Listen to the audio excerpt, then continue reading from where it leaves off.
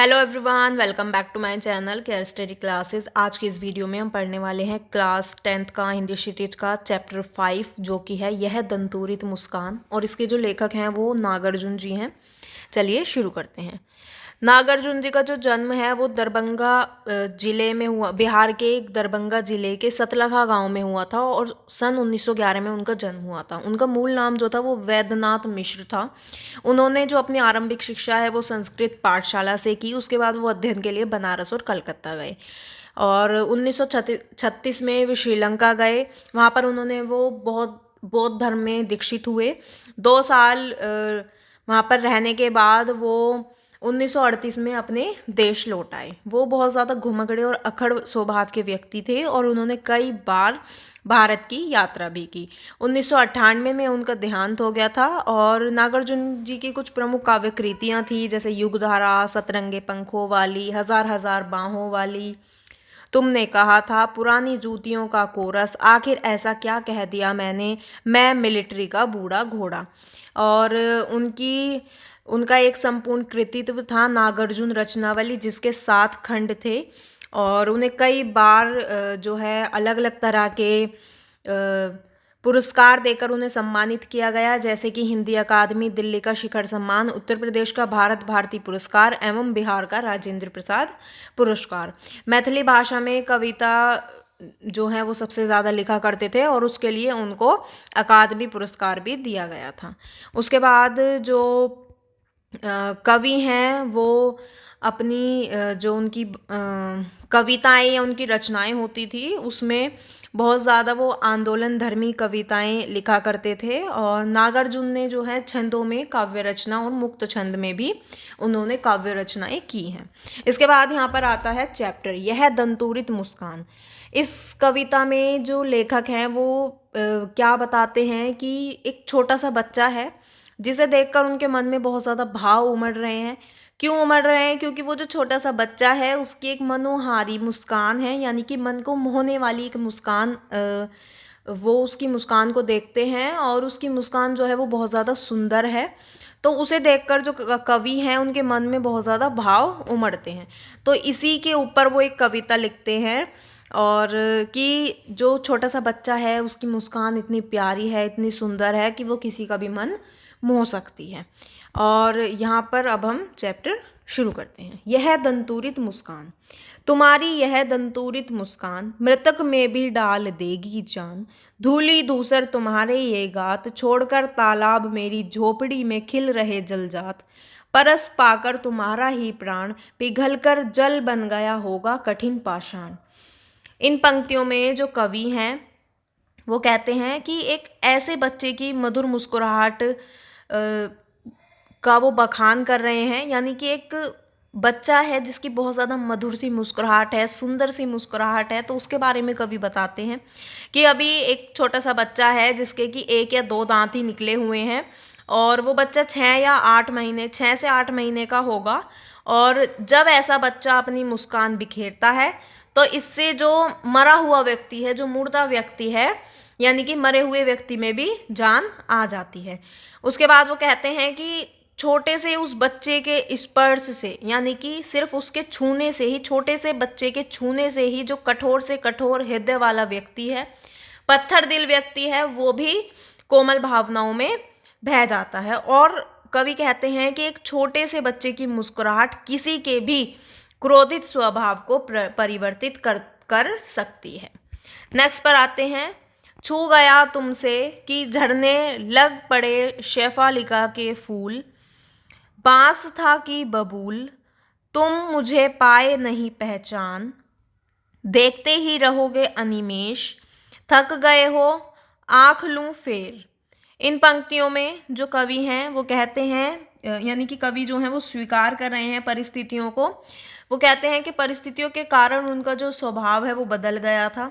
बच्चे की मुस्कुराहट ने उनकी जो सारी परेशानियां हैं उनको भुला दिया, और उनका जो कठोर हृदय है वो उसको पहले जैसा कर दिया। यानी कि वो एकदम पत्थर दिल इंसान हो चुके थे, लेकिन फिर से उनको एक कोमल व्यक्ति बना दिया। और इन पंक्तियों में जो कवि हैं वो बताते हैं कि एक पिता का अद्भुत प्रेम भी देखने को इन पंक्तियों में हमें मिलता है। क्योंकि जब बच्चा अपने पिता को पहचानने के लिए एक एकटक दृष्टि से उसे देख रहा होता है, तब उस बच्चे को इस तरह कोई परेशानी ना हो जाए, वह पिता ना चाहते हुए भी अपने बच्चे से नज़र फेरने को तैयार हो जाता है। यानी कि बच्चे को कोई परेशानी ना हो, इसीलिए जो पिता है वो अपनी नज़रें फेर लेता है। नेक्स्ट पर आते हैं, क्या हुआ यदि हो सके परिचित ना पहली बार। यदि तुम्हारी माँ ना माध्यम बनी होती आज। मैं ना सकता देख मैं ना पाता जान, तुम्हारी यह दंतुरित मुस्कान। धन्य तुम माँ भी तुम्हारी धन्य, चिर प्रवासी मैं इतर मैं अन्य। इन पंक्तियों में जो कवि हैं वो बताते हैं, वो कहते हैं कि बच्चा जो है लगातार कवि को देखे जा रहा है और उन्हें पहचानने की कोशिश कर रहा है।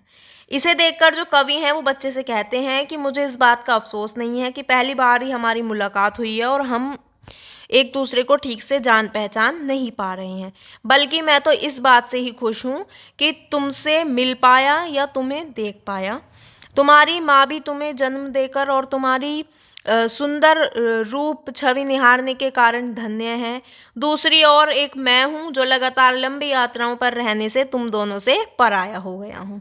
इसीलिए मुझ जैसे अतिथि से तुम्हारा संपर्क नहीं रह पा रहा है, अर्थात मैं तुम्हारे लिए अनजान रहूँगा और तुम्हारा इस अतिथि से पहले कोई संबंध रहा भी नहीं, यानी तुमने मुझे पहले कभी देखा नहीं। नेक्स्ट पर आते हैं, इस अतिथि से प्रिय तुम्हारा क्या रहा संपर्क। देखते उंगलियां माँ की कराती रही है मधुपर्क। देखते तुम इधर कनखी मार और होती जबकि आंखें चार, और तब तुम्हारी दंतुरित मुस्कान मुझे लगती बड़ी ही छविमान। इन पंक्तियों में जो कवि हैं उस समय का वर्णन करते हैं। जो कवि हैं उन्होंने उस समय का वर्णन किया है कि जब बच्चे के नए नए दांत निकलने लगते हैं और उस वक्त वो हर चीज़ अपने मुंह में डाल लेता है। माँ की गोद में बैठकर बच्चा माँ की उंगलियों को अपने मुंह में डाल रहा है और उसे देखकर कवि को ऐसा लग रहा है कि जैसे माँ की उंगलियों से निकलने वाले अमृत को पीकर बच्चे की आत्मा जो है वो तृप्त हो रही है।